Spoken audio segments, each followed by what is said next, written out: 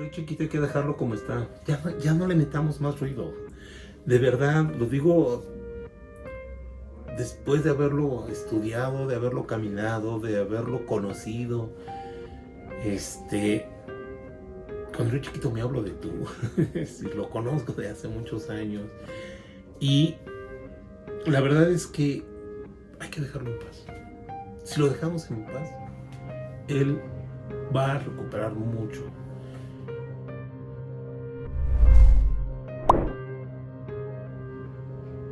Nosotros tenemos como 30 años estudiando al río Chiquito. Hemos visto cómo ha ido cambiando en el tiempo. Hemos visto cómo se ha ido afectando, cómo lo han ido impactando. Y estas mediciones que hacemos de geomorfología, usando este descubrimiento de Roentgen, nosotros hemos tipificado al río como un río F3.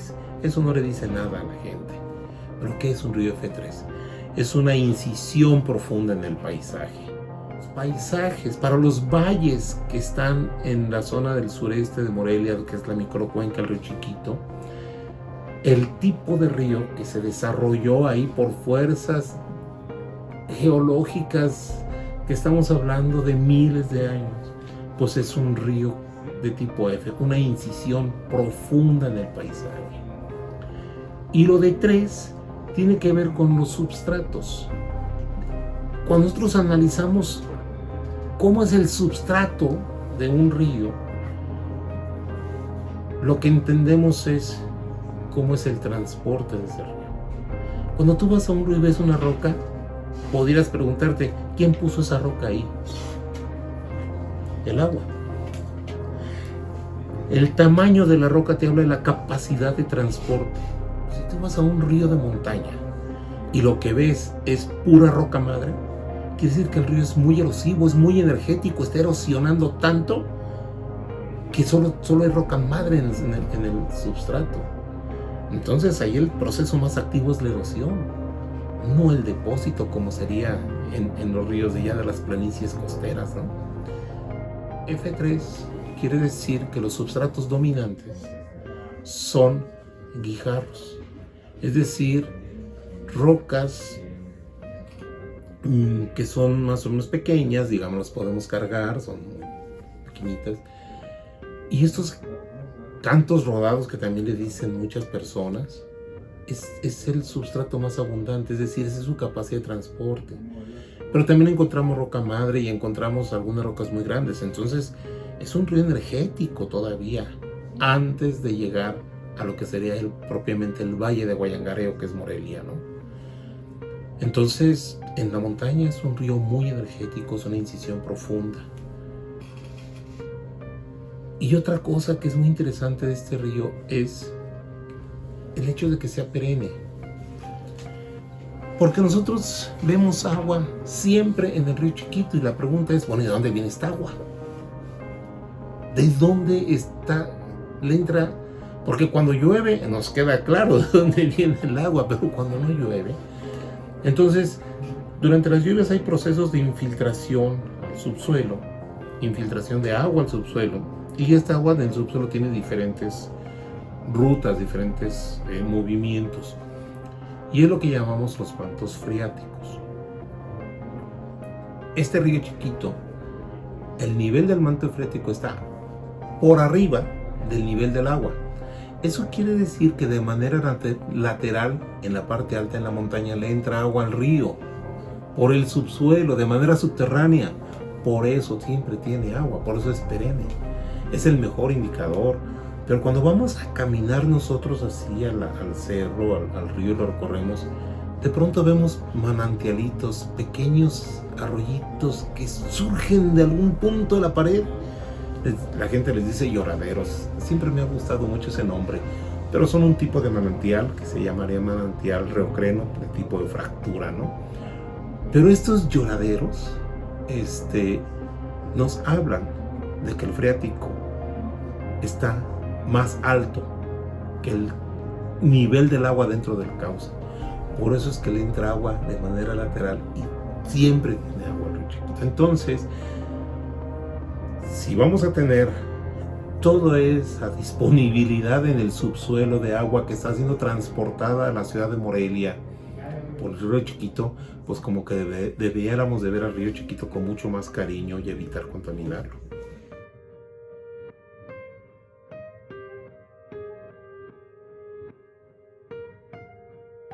En este punto de Río Bello, el río ya está contaminado porque, por desgracia, donde cruza la carretera, aguas arriba está la descarga de aguas negras que viene de Jesús del Monte y ya entra al cauce del río Chiquito. Entonces ahí vemos ya el agua, por desgracia, ya la vemos un poco mal, ¿no? Esa sería una amenaza, pero vemos muy deforestado el lugar.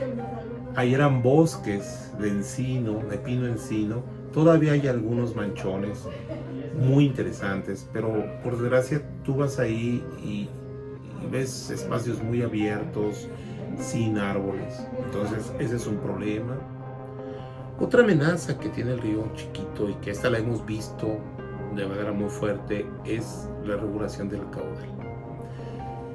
El caudal del río Chiquito ha sido afectado desde 1934, cuando se hizo un desarrollo de un acueducto para traer agua potable a la ciudad de Morelia, que sigue llegando. Ese acueducto sigue activo. Ese acueducto todos los días podemos ir a verlo y escucharlo, y vemos cómo desde el manantial de Huertitas viene esa cantidad de agua para disponer en la ciudad de Morelia. Bueno, en aquellos ayeres se hicieron distintas obras que algunas pues son hasta muy bonitas. Hay una parte del acueducto en la zona de Río Bello que es un arco precioso, ¿no? Por donde pasa este acueducto, y que no afecta tanto el caudal. Sí lo afecta en el sentido de que los sostenes de este arco están dentro de la zona del área de ribera máxima. Entonces esto afecta el caudal. También por aquellos ayeres se construyó una cortina que ya muy cerca a lo que era la hacienda del Molino del Rincón, que se asolvó. Ahora la rehabilitaron. En el 2012 fue rehabilitada esa cortina y se construyeron otras 3 cortinas, y eso sí afectó gravemente el caudal del río Chiquito.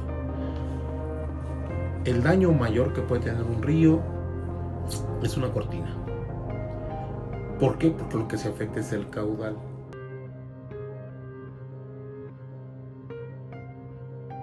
Nosotros que hemos hecho mediciones de la integridad biótica desde antes de la construcción de esas presas y hemos dado seguimiento, por lo que hemos encontrado es que ha disminuido la resiliencia del río Chiquito.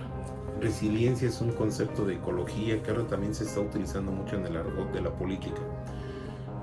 Resiliencia, para dejarlo así más o menos claro, ojalá pueda hacerlo, es la capacidad que tiene el ecosistema para recuperar sus valores ambientales previos a un impacto. Es como un resorte. Si yo tengo un resorte y lo estiro, ese sería el impacto, y lo suelto, ¿cuánto tiempo tarda el resorte en recuperar su forma previa a este impacto? Eso es más o menos lo que sería la resiliencia de un cauce. Nosotros hemos visto que está perdiéndose esa resiliencia. ¿Por qué? Antes de la construcción de las presas estas, a la entrada, justo aguas arriba de la entrada al campestre, teníamos una estación de monitoreo y encontrábamos organismos intolerantes al impacto. Incluso algunas pocas familias muy intolerantes de insectos acuáticos que luego nadie les hace caso. Pero los macroinvertebrados acuáticos, una muestra es como tomar una fotografía instantánea de las condiciones del momento del muestreo.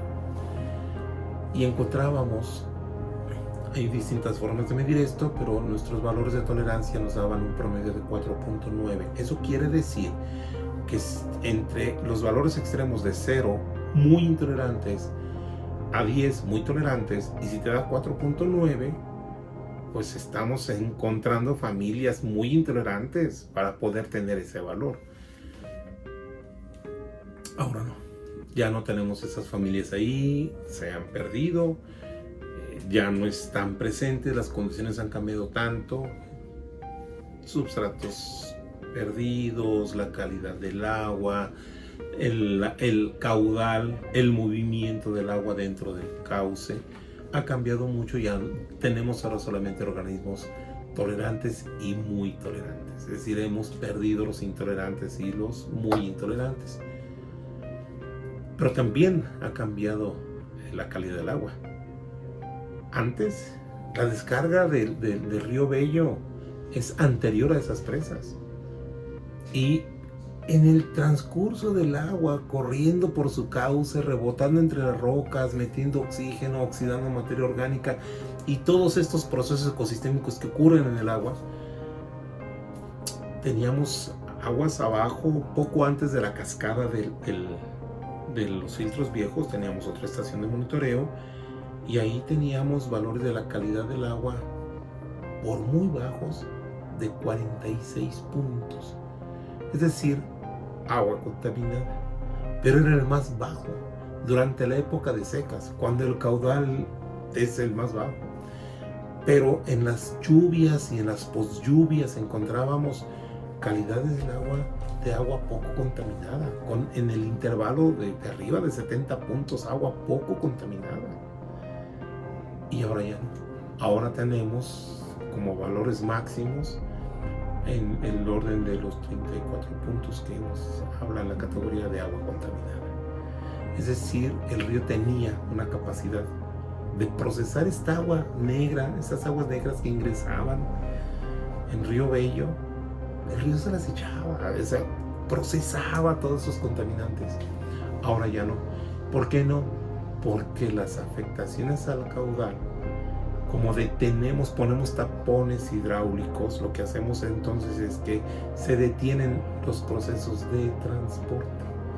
Y al no haber transporte, pues no hay oxidación de la materia orgánica, no hay una regulación de la temperatura del agua y en fin, cambian muchas cosas que hace que la materia orgánica cada vez sea más abundante. Y ahora encontramos rocas cubiertas de algas filamentosas que antes no teníamos. Teníamos las rocas negras preciosas, estos basaltos de esa zona, que además muchos son escurrimientos volcánicos de lava de hace 11.000 años que se están formando estos cerros.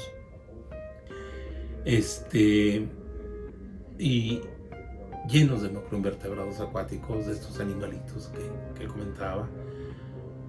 Ahora no, ahora lo que tenemos son algas ocupando algas que nos revelan de manera indirecta y una manera visual muy rápida de detectar eso. Esta presencia de nitrógeno en el agua es pues a partir de ver que las rocas están cubriéndose de algas y hemos perdido mucho. El río Chiquito hay que dejarlo como está, ya no le metamos más ruido.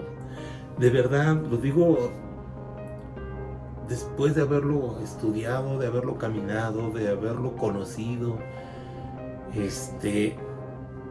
Con el río Chiquito me hablo de tú. Lo conozco de hace muchos años y la verdad es que hay que dejarlo en paz. Si lo dejamos en paz, él va a recuperar mucho. Pero podemos hacer intervención, por supuesto, en pro de ¿cuál? Proteger las riberas, recuperar la continuidad de la ribera del río Chiquito, meter bosques ribereños y riparios, recuperar bandas de más de 8 metros hacia cada lado, lo cual, comentaba, no necesariamente es no ver la parte productiva, porque vale muchísimo. Vale en términos de lo que llamamos el valor de existencia. Una zona así de hermosa, el solo hecho de existir le da un valor y además bien difícil de calcular. Podríamos preguntar, ¿cuánto valdrá una hoja? Si le ponemos pesos y centavos, una hoja en un árbol, ¿cuánto vale? ¿Cuánto vale, no sé, una gota de rocío? ¿Cuánto? Son preguntas que podrían sonarnos hasta, pues, para no ser una grosería, digamos, tontitas por lo menos, ¿no? Es decir, ¿cómo se nos pueden ocurrir preguntas como esa? Preguntas de ese tipo son las que han llevado a los mejores procesos de conservación en diferentes partes del mundo. Preguntarnos esas cosas. Porque hablar de estas gotas de rocío, de hojas, en el entorno del bosque, en el entorno de la vegetación ribereña, en el entorno de la vegetación riparia, es hablar del ecosistema. Y entonces cobra sentido, ¿no?